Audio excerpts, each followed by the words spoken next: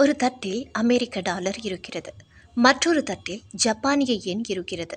இப்போது ஜப்பானிய யென் தட்டு கீழே விழுந்து கொண்டே இருக்கிறது. இதை தடுக்க ஜப்பான் அரசு என்ன செய்கிறது? யென் எனும் ஒரு பலவீனமான வீரர். ஜப்பானிய பயணத்திற்கு யென் என்று பெயர். கடந்த சில ஆண்டுகளாக இந்த யென் உலக சந்தையில் மிகவும் பலவீனமாகி வருகிறது. ஏன் இது நடக்கிறது? அமெரிக்காவில் வங்கிகள் வட்டி விகிதத்தை அதிகமாக வைத்திருக்கின்றன. ஆனால் ஜப்பானில் வட்டி விகிதம் மிக குறைவு. மக்கள் புத்திசாலித்தனமாக யோசித்தார்கள். ஜப்பானில் குறைந்த வட்டிக்கு கடன் வாங்கி அதை அமெரிக்காவில் முதலீடு செய்தால் அதிக லாபம் கிடைக்குமே என்று. இதைதான் அறிவியலில் யென் கேரி ட்ரேட் என்கிறோம். இதன் விளைவாக எல்லோரும் யென்னை விற்றுவிட்டு டாலரை வாங்கினார்கள். ஒரு பொருள் அதிகமாக விற்கப்பட்டால் அதன் விலை குறையும் அல்லவா?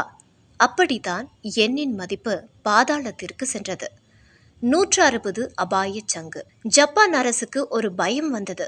யென் மதிப்பு குறைய குறைய வெளிநாட்டிலிருந்து வாங்கும் பெட்ரோல், உணவுப் பொருட்களின் விலை ஜப்பானில் ஏறிக்கொண்டே போனது. ஜப்பானிய அதிகாரிகள் ஒரு எல்லையை வகுத்தார்கள். அதுதான் 160 யென் $1. யென்னின் மதிப்பு 160ஐ தொடும்போதெல்லாம் ஜப்பான் அரசு தன் கையில் இருக்கும் அமெரிக்க டாலர்களை விற்று சந்தையில் இருக்கும் யென்னை தானே வாங்கும்.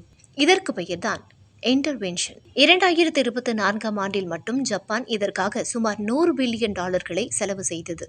ஆகஸ்ட் 5 உலகமே நடுங்கிய நாள். 2024 ஆகஸ்ட் மாதம் ஜப்பான் ஒரு அதிரடி முடிவு எடுத்தது.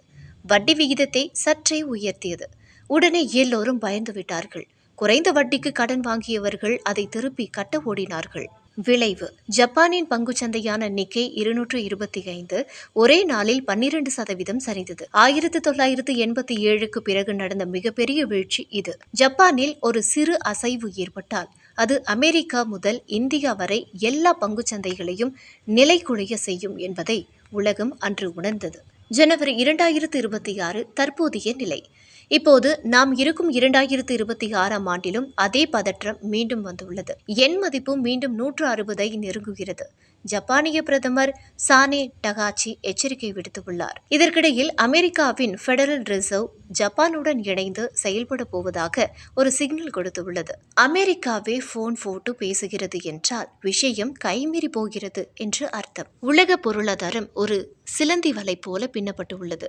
ஜப்பானிய முதலீட்டாளர்கள் இந்தியாவிலும் நிறைய பணம் முதலீடு செய்துள்ளனர். ஜப்பானில் வட்டி ஏறினால் அவர்கள் இந்தியாவிலிருந்து பணத்தை எடுத்துக்கொண்டு தங்கள் நாட்டுக்கு ஓடுவார்கள்.